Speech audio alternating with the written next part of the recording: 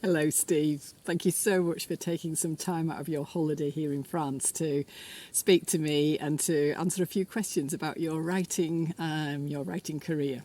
Thank you very much. No problem. Well, I should probably say, first of all, by introduction, that you've written 4 books, which we happen to have here. 4 that are published, and that's the latest one, White Ash Ridge, and your first was The Hermit,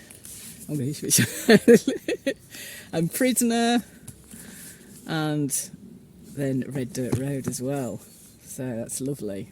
Can you start by giving us a bit of background as to when you started writing, and particularly what inspired you to write crime fiction? Okay, so I started in my sort of mid-20s, so I always wrote at school when there was an essay. I always liked writing essays at school when you were told to. But I think back in those days, no one suggested, oh, you should go on and do that in some other format thing. And there weren't creative writing classes and degrees and things and options like there are now.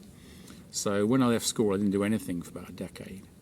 And then I happened to be in a situation where I had a computer and some time, and I just started writing, really. And I wasn't really thinking too much about what I was writing or how long it would be or anything like that. I didn't really know. I was pretty ignorant, really. I was a reader, but I didn't really know anything about writing. And I just ended up writing a full-length novel, which was completely by accident and partly my own ignorance. I just didn't realise it was harder to write that than something short. I just kept writing, which was really lucky for me, because that meant that I got over that hurdle of, I can't write 80,000 words or 90,000 words. And later on, about 2012, I did a master's in creative writing. And there were people on that course who were frankly more talented than I was. But a lot of them got stuck on that, with that, I can write a short story, but I couldn't write a full novel. Yeah. And I kept thinking, you can actually, because, I can do it and you're better than I am. So I got over that hurdle really early, which was a great thing, I think. But once you've written the novel, it's like, what are you going to do with it? So it's taken you 2 years to do it. It's not a minor thing. So you think, well, I can stick it in a drawer and say, that was just for practice, and a lot of people do that, and that's fine, as long as you're getting something out of that practice. So you really need to be analysing what's gone well, what's gone badly, how do I like to write, what sort of thing do I like writing, why did that bit work and the other bit didn't, so on.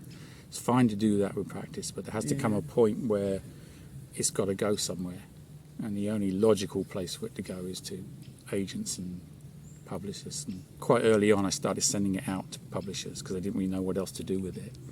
And this was before the internet, it's that long ago. So you'd stuff some things into an envelope with a self-addressed envelope because they can't be bothered to pay your postage, and then you send it off, and then a month later you get back what you'd sent. Yes. And if it's a thick one, then it's not going to be a good idea, is it? If they just want to read the whole novel, they'll send you one page back. They send us the whole thing. So every time you got a thick envelope back, you'd failed. So I went along with that and just got better and better at writing. And a lot of it is practice, because until you've done your first one, you don't really know what kind of process works for you. And you don't really find your sort of métier in terms of exactly how you want to write. So I'd always been interested in crime, but I write crime a certain way. Yes, it's quite unique, I think. Yes, it's really different, which is not always a good thing, but I have a particular bent in how I want to write it. And it took me a while to really, A, to find that, and then B, to have the confidence to follow through with it. So in terms of writing crime, I think the main thing I like about crime is that it kind of smashes people together. So you have someone who's wealthy would never associate with someone who's criminal, a burglar or what have you, but then the burglar's in his house and one of them's got a gun. So you smash those people together and the stakes are very high, and they're not behaving in their usual fashion in that instant. So you got 3 points of drama there all at once, which is intrinsically more interesting than you know, two people meeting at a dinner party. Yeah, so straight away you've got that interest. Yeah. And I think it's that the stakes are high as well. It's why people watch dramas about surgery or about court cases, because it really matters. It really, really matters. Yeah. And you can't watch it and think, oh yeah, they'll just go off and live their lives. You know, someone's having bypass surgery or someone's up for murder. It's going to change their It's entire a changed life. life. Yeah. And the same with crime generally. I think it gives it an urgency and an impetus, which is really good. But it also brings people from disparate backgrounds together, and that enables you to talk then about wider society and about how those people don't interconnect and why they don't interconnect normally. So I prefer to throw things in as part of the story and try and do it quite subtly. And sometimes I do it, probably overdo that. I mean, Red Dirt Road was all about the pandemic, and no one noticed. It was so subtle. Wrote an entire book about the pandemic and no one noticed. So that's something that I'm actually grappling with at the moment, is when you put things in books and no one notices. Yeah. And how pissed off should you get about that? And part of me is thinking, well, you put it in knowing that hardly anyone's going to get it.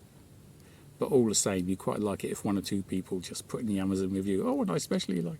Yeah. Your first published book was Hermit, written in 2020. Can you tell us a bit about the route to getting published, and was that difficult? Yes. As you know, it was. I do actually know, yes. So I started sending stuff out in 92, and I got my agent in 2017, end of 2017, and I got my publishing deal in May 2019.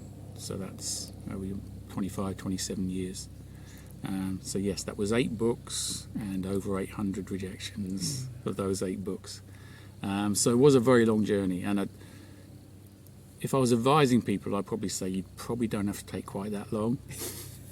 You know, there were probably shortcuts I could have taken, and I probably didn't. But part of that, as I say, is there weren't the same resources around. So back in those days, you were sort of flying blind about who you sent it to. So they had this big thing called the Writer's Yearbook, which I think you probably still get somewhere. Yeah. It's a big, thick thing. It's like a who's who of publishing, and you flick through that, and they give some vague thing like, you know, we like crime and fantasy, no romance or something like that. But basically, you've got no idea. You've not even got a picture of the person. You've no idea who they are or what they've done. There's no social media, so you can't pick and choose what sort of attitudes they've got or what kind of taste they've got from that. So you just send it out by post, and it comes back by post. So that was a laborious process. But I think probably about halfway through that process, I realised that I was good enough. Right. And that's a big sort of turning moment. Some people are just almost there out of the gate. I mean, Stephen King wrote his first book and it was a bestseller and so on. But most people have a learning curve at some point. But if you're critiquing your own work, and I always advise people to critique every book they read, just a paragraph or something. That's a good idea. Every time you do that, if you're a reader, you're reading, 50, 100 books a year easily. If you then look back at the end of that year, you'll see the same things coming through. You'll be, I didn't like this book because this person just preached at me, or I didn't like this book because I don't like characters with beards, or whatever it is. You're actually defining your own taste by doing that, and that's a kind of shortcut to this is what I want to write and this is what I don't want to write, or this is what I'm good at and not good at. So, you know, I would be hopeless trying to write a romance novel. It just wouldn't work. I'm not steeped in that genre, but to me it seems a bit linear, and that's because I don't understand it. So as you do your critiques, you start to learn what kind of things you like to read, but more importantly, why. Yeah. And that will inform how you want to write. So I got to about halfway through the 800, not knowing there were going to be 800, obviously. And I realised I was good enough by almost any sort of objective look at the quality of my writing versus the quality of what was being published. And that's one of the sort of 3 things that you need to overcome. So you need to be good enough, you need to put yourself in a position to be picked, and then you need luck. All right, so the only one you can really affect are the first two. Yeah. Once you're good enough, then it's a lottery, and you just want as many tickets to the lottery as you can get. Once you get to that point where, no, basically this is good enough, every book you send to a publisher is a work in progress. So they don't expect it to look like the final version. They know they're going to work with you. They know they're going to change things. They want to see that you have the talent and the basic ideas. And then they can work with you to refine it. So I knew I was sending out stuff that they could do that with. And it's kind of more frustrating them because it is just luck. And complete luck. So my agent, Hattie Grunwald, fine agent, she might get 3,000 or 4,000 submissions a year. Right? She's just one agent, hundreds of agents. She might take on 3 or 4 people in a year. And there's really good reasons for that. So she can't go taking on 15 people because she can't serve those 15 people very well. Right at the start of when she takes someone on, that's the biggest amount of work for her, because she's helping you to shape the novel to go out to editors. So that's she's picking the editors to send it to. That's a lot more work than someone like me who's already established and you're looking at contracts and so on. So she can only take 3 or 4 a year. She might get 50 great books in that year. Just really good writers, really good ideas. Easy to take on any of those, but she can only take on 3. It's very easy to be in the top 50 all the time, but never in the top 3. So you're constantly thinking, but I'm good enough. And this is the kind of stuff that they take, and then you're not getting it. It just gets more frustrating. So there's an element of luck about that. She might have taken on someone who'd written just that kind of book 6 weeks ago. She can't take on 2 of those because she can't do the promotion work of selling that to a publisher twice. Yeah. Or it might be something completely innocuous. So my books are quite dense because they're character-led and they're psychological. There's not lots of set pieces and things going bang. So if I send that to an agent and they read it in 20 small segments on their phone, on the tube, trapped up against someone's armpit, they're not going to like it because they're never going to get that continuity to see what's going on. If they read it like this, sitting under a tree on a sunny day with a Pims next to them, they can read the whole thing and maybe they'll get it then. You can't control that, and neither can they really, because they can't control their time to that degree. So it's complete luck. You could be the right agent, get it at the right time, the right book, and still not pick it because you read it in 20 segments, not one. So there's an awful lot of luck involved. But once you've got over that hurdle of being good enough, all you can do is keep buying tickets to the lottery then. And what kept you going all that time? I think that's what people want to know. Like, how do you cope with the rejection? The continual rejection. The continual over rejection. And keep writing and keep trying. I think there'd be very few people that would try that many times. Yeah, as I say, I think now there's shortcuts to it. Yes. So you wouldn't necessarily have to go 8 books and 800 rejections to do that. And at the very least, they'd be emailing you the rejection anyway. So, I think it's partly that I love writing. So you've got to love the process that you're trying. Yeah. Otherwise, it's just going to turn into a chore and you'll hate it. So you've got to keep loving what you're doing. And that's why you should always write what you want to read. And hopefully what you're not quite reading in the genre at the moment. So I found with crime, like, I can read all sorts of crime. But I didn't really like books that just zipped along. There's lots of action, like Jack Reacher or something. I know people love it, but I don't really like it. So I was trying to write something that I wanted to read, but I didn't think anyone was writing. And when you write a book, you're literally going to read it 100 times. And if you think about your favourite book of all time, you probably haven't read it 100 times. And if you sat down over 2 years to keep reading it 100 times, you just drive yourself crazy.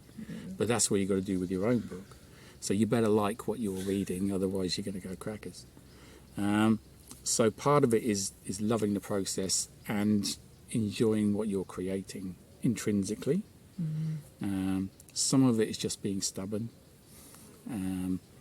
Some of it, I think, is just a focus. So I knew when I started, as I said back at the start, I wrote a novel straight out, didn't write anything short. And so that was always my only aim. I wanted to be published author, novel published by a mainstream publisher. I didn't want anything else. So I wasn't distracted from that by, oh, maybe I should write some short stories and try and get those published. And I only ever wanted to do that. I only ever wanted that done. So I think that sort of clarity of vision is really important if you're going to pursue something over many years, which most people are. Hopefully not as long as mine took. But if you're going to pursue it over a number of years, I think you have to be crystal clear at the start exactly what's acceptable to you and what's not. Because I could have taken my first novel and said, you people don't know what you're talking about, and splurged a bit of money and vanity published it, and it'd be sitting on my shelf. And I said, that's the book that I wrote. Yeah. But to me, that wasn't what I was looking for, and I knew that from the word go.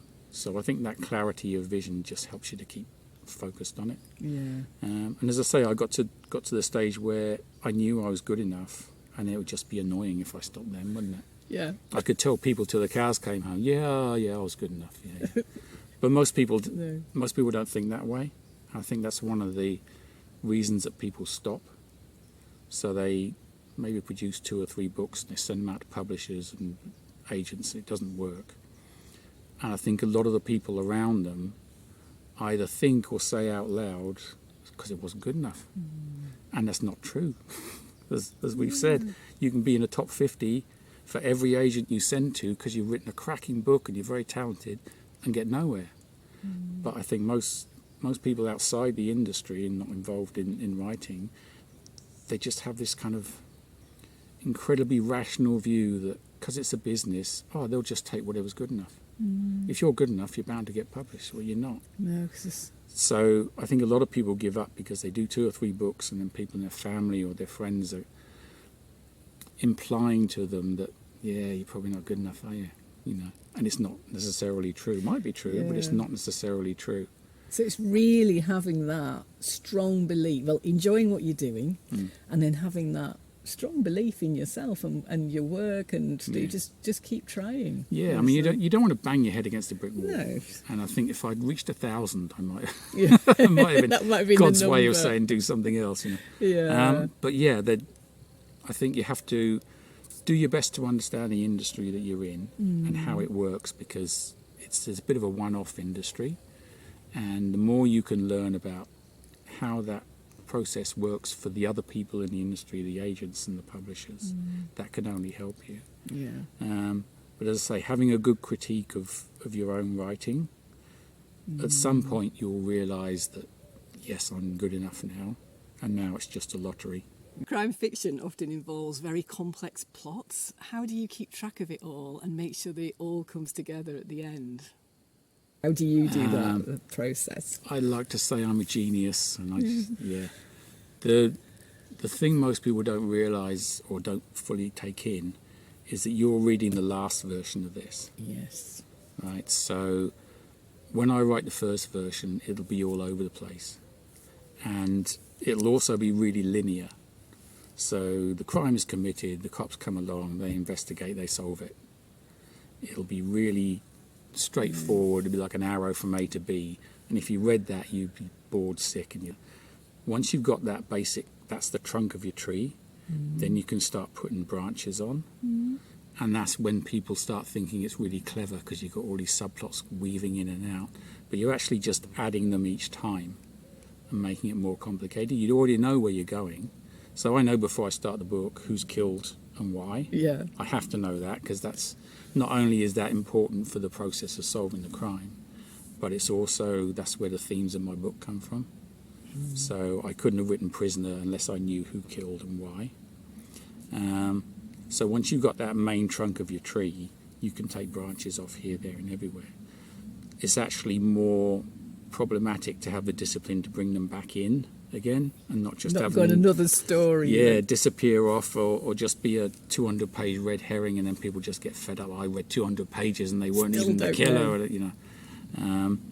but you can start messing around people's expectations then. So there are people who think that there's always a clue, and it's always something someone says that's really weird.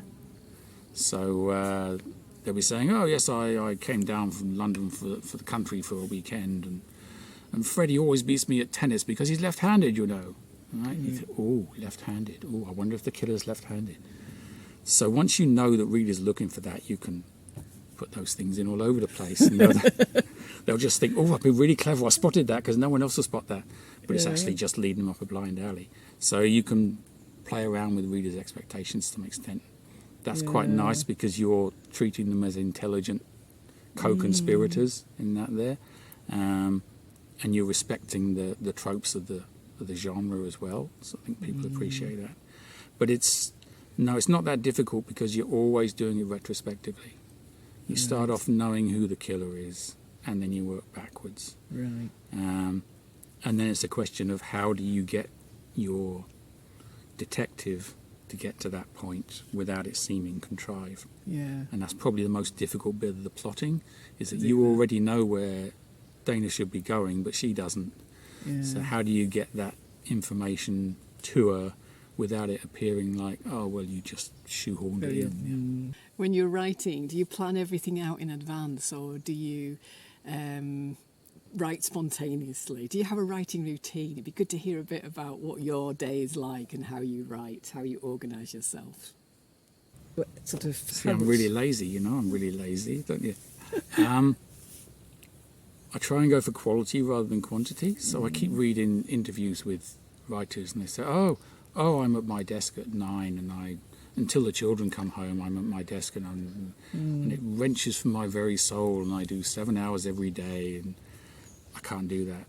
I just can't do that. It doesn't work. If I sit at my desk for 7 hours a day, I'm not writing for anywhere near that long. My brain doesn't work that way. I'd rather do like an hour and get real quality out than spend 7 hours just so I can say I spend 7 hours when I'm not actually writing anything productive. It's a bit different depending on whether I've done the first draft or not. So the first draft is probably more disciplined in that I know I've got to write 90,000 words. So I don't really have a word count each day, but I've got to feel like I'm making progress. So sometimes I might write 500 words, but it's really nice and I really like it and it really fits well and I'm quite happy with that. Dialogue tends to come quicker than descriptive stuff. You should always read out your dialogue. You should read it out loud. Close the door so no one can see that you're acting like a prat, and then you should stand up and read it out loud and do all of the actions, movements with your hand. Wow. Yeah, because there'll be some stuff that looks fine written down, but when you come to say it hasn't got any rhythm to it, or it's really actually quite complicated to say, but it looks all right on the page. But in the reader's head, they're going to read it out as if it's out loud with their own voice, and that will inform your body language as well. So I write a lot of scenes which are interrogation scenes or interview scenes. So I write the dialogue first, all the dialogue, as if it's a play or a TV script or something, because that's what I want to impart to the reader first of all. And if you write it like a TV script, that's a really good way to write dialogue, because TV dialogue has to explain things as well as being people talking. Once you've done that, then you go back and I overlay the body language, because the speech dictates the body language, and then interspersed with that, the third layer is then the implications of that, or the psychology of that.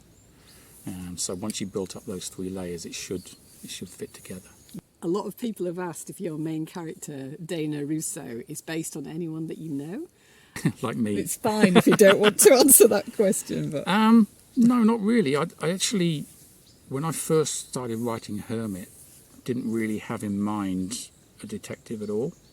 So Hermit was inspired by a guy called Richard Knight, lived in northeastern USA, and he, when he was about 20, he drove his car into the forest, and literally into the forest, he just drove it into a pile of trees, and he got out and started walking and found somewhere to stop, he had this weird thing because it was a whole collection of huge boulders, and he was in the middle of it, and the trees kind of covered over that, so you couldn't see it from above.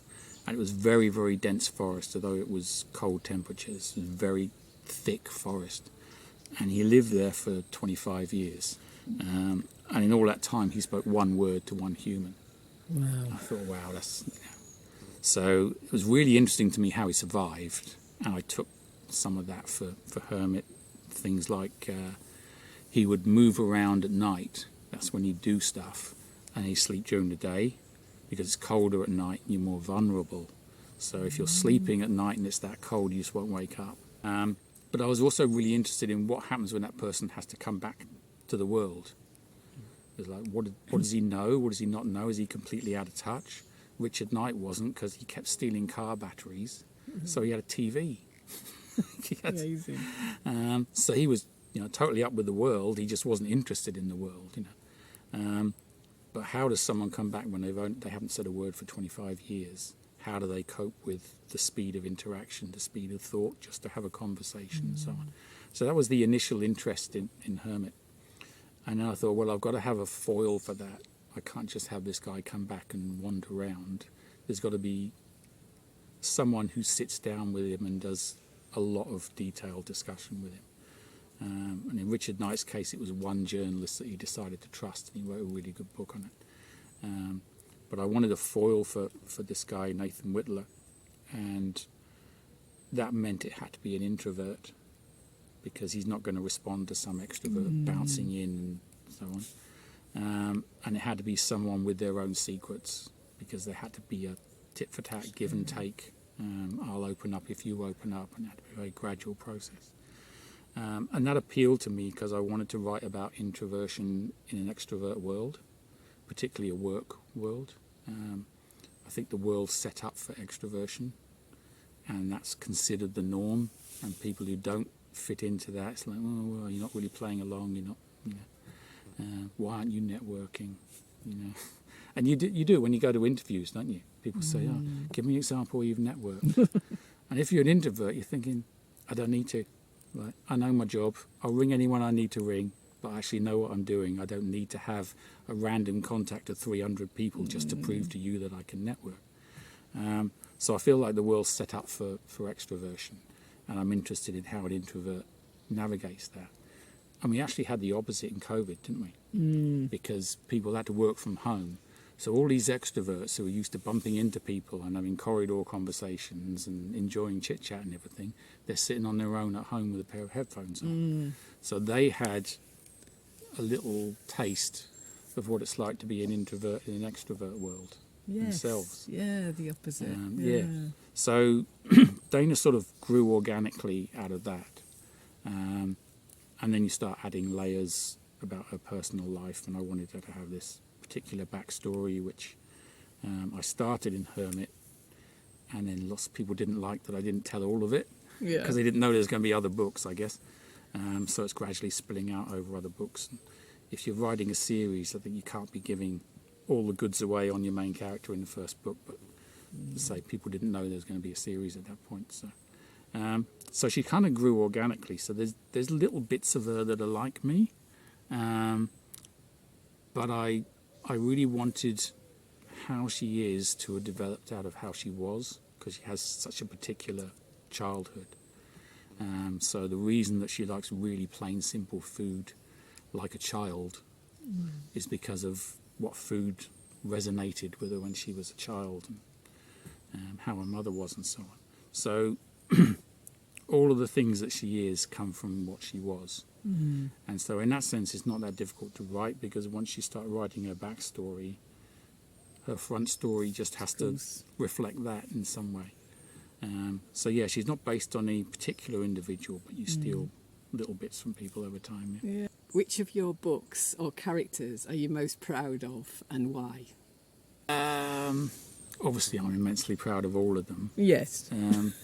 I'd probably say Hermit. I'd probably say Nathan Whitler, I think. Just because I think there was probably more emotion in that book than in the other books, just intrinsically because of the storyline, because he was so broken and had never really recovered. So you kind of like those things where you can see porcelain's been cracked, and it's still got shellac over the top of it, but you can see all of the cracks and where they go.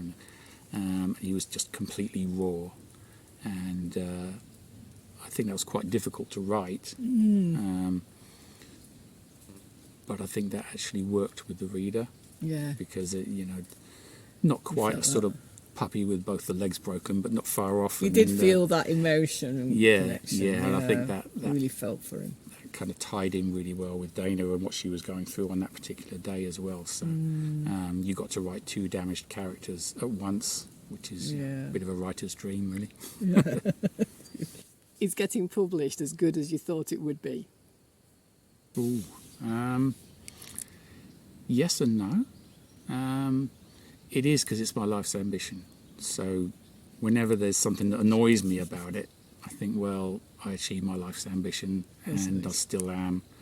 I've just signed for another 2 books, so there'll be another 2 books. So I can't really complain at that, can I? No, lots of people try forever to be on an Olympic team or whatever it is that they want to do, and they don't get it.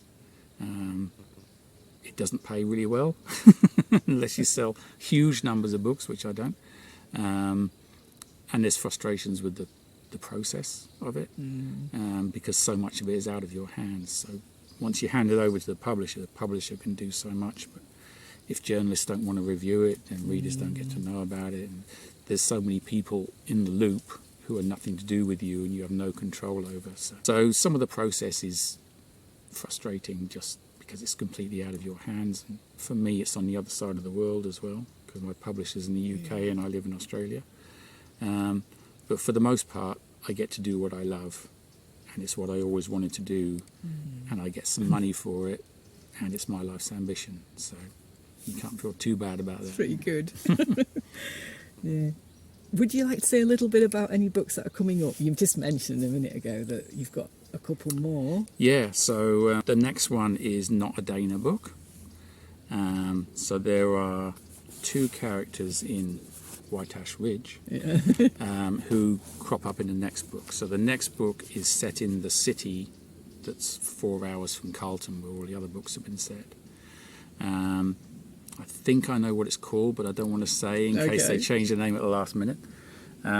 So the basic starting point is that there's an apartment block which is shaped like a donut, and every apartment looks in on this courtyard. So the courtyard's got a playground and a swimming pool and some palm trees and barbecue area and things, because it's in Australia.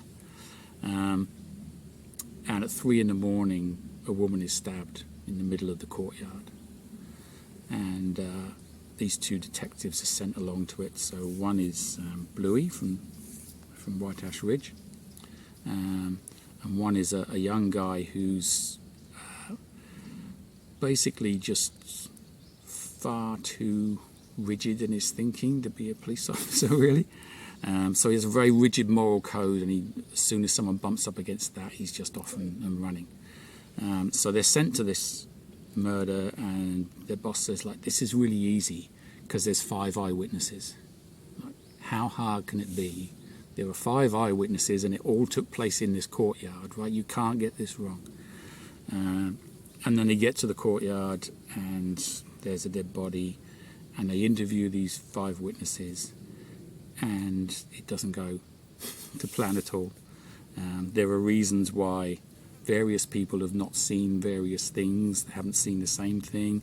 They report similar things but slightly different things. So it's a bit of a version of Rashomon, if you know the Japanese film Rashomon. So Rashomon is it's a classic in all sorts of ways because of how it's filmed. It's innovative filming. But the basic story of Rashomon is that this guy is killed, this samurai is killed, and 4 people witnessed it. But when they get in court, all 4 of them have completely different stories about who killed and why and how. And the film, spoiler alert, is 70 years old, this film. The film doesn't really resolve who killed them, but it doesn't matter because the point of the film is that everyone is their own witness. Everyone brings their own prejudices, their own preferences, their own interpretation of what they see. And so you never get a reliable witness. Everyone is unreliable to some extent in some way. And it's the same principle with this new book. That everyone has various reasons why they are unreliable, and it's trying to fit different bits of the jigsaw together when they're not parts that go together. Right. So, that should be out. Well, in Australia, it's out in March 2025. Brilliant. And did you say there's another book? There's another book after that, which is a Dana book, which I'm rewriting more of when I get back. That's about a guy who is a free diver, and he lives right next to a huge sinkhole. And this guy has been found 30 meters down, handcuffed to a supply line, and he's obviously dead. But it's set during the pandemic, and we discussed this last night, didn't we? Really? I feel really strongly that books don't mention the pandemic, and I find it really weird because I think, well, if you were 1947, 1948, would you be saying, I don't want to hear anything about World War II? I don't want to read anything about it. I don't want to see any films that mention World War II? I don't think you would. So we've all gone through, all around the world, we've gone through this major thing. And it feels to me like everyone's just said, oh, I don't want to read it, don't want to hear it, nothing. And it seems crazy to me because we're not learning anything about ourselves or about the processes or anything from that. So this next Dana book is set during the pandemic, and that's partly the reason why the crime exists, because this freediver guy was used to going around the world doing lots of adrenaline sports and filming himself with his good-looking mates, and it was all making money for him and so on. And then COVID struck and he couldn't leave the house. And that's why he's where he is. And it also introduces lots of logistical problems for the cops, because you're supposed to be in lockdown, and everyone's supposed to be in lockdown, and everyone's supposed to be masked up and so on. So I felt like, that's when the book is set. It's set in May 2020. I don't feel like I can just pretend there was no pandemic at that point, because that doesn't feel authentic to me. So I feel like I'm sort of obligated to include the circumstances of the day and the place in the book that I'm writing. There'll be quite a bit there about different people's views, everyone's different views of the pandemic as it goes on. That'll be something interesting to look forward to. And then a final question. What advice would you give to aspiring writers who are just starting out? Have you got any little tips and hints for them? Read a lot, read widely, read non-fiction, because I think that's a really good spark for ideas. So like I said with Richard Knight, I came to that book and that sparked Hermit, and that sparked the series. So I would probably have never written Hermit if I hadn't read the non-fiction about Richard Knight. So non-fiction's a really interesting way of getting into different subjects. And I don't feel like any of that information is wasted. It might be 5 books down the line, you suddenly think, oh yeah, I know how a worm replicates or whatever it is, So read fiction and non-fiction. Do a critique of everything that you read with fiction, because that will start to explain to you what you like, what you don't like, why you want to write that way. So understand what genre you're in and why you're in it. And really just focus on writing the book that you would like to read, but you don't think anyone is writing. So there are lots of crime writers that I really like, but I would never try and write like them. So my favourite crime writer is James Ellroy, who wrote LA Confidential, various other things. And he has a fantastic style, brilliant writer. If I tried to write anything like him, it would be a complete disaster. I'd just be a pathetic pastiche, and I'd be humiliated and would never show anyone. But there's always things you can take, even if what you're reading is completely different to what you're writing. So what I took from him was that he is on attack all the time. So he doesn't spare the reader. He doesn't give the reader a chapter off to get their breath back. Right? It's all intense all the time, everywhere. And he doesn't apologise for it, and he doesn't back away from it. And for me, that was a really good lesson, because I felt like some of the earlier books I was kind of pulling my punches, either thinking, oh, my family will read this and they'll think I'm nuts, you know, or that won't sell. And that's, you know, when you're sending out books and it's coming back 100 times no thanks, you do get into a bit of a mentality of, well, if I just do it slightly differently, then it'll sell and people will want to publish it. No, you've got to stay true to what you're trying to do. Write the book that you want to read, because you're going to read it 100 times, and stick with that, and trust that someone somewhere has the same view as you and is going to want to read that and publish it. That's great. Well, thank you so much, Steve, for speaking to me today. I'm sure the viewers will really appreciate some of your tips and advice that you've given. It's really good. It's been very interesting. I've had a lovely time with you. Thanks again, and enjoy the rest of your holiday. You're welcome. Enjoyed it.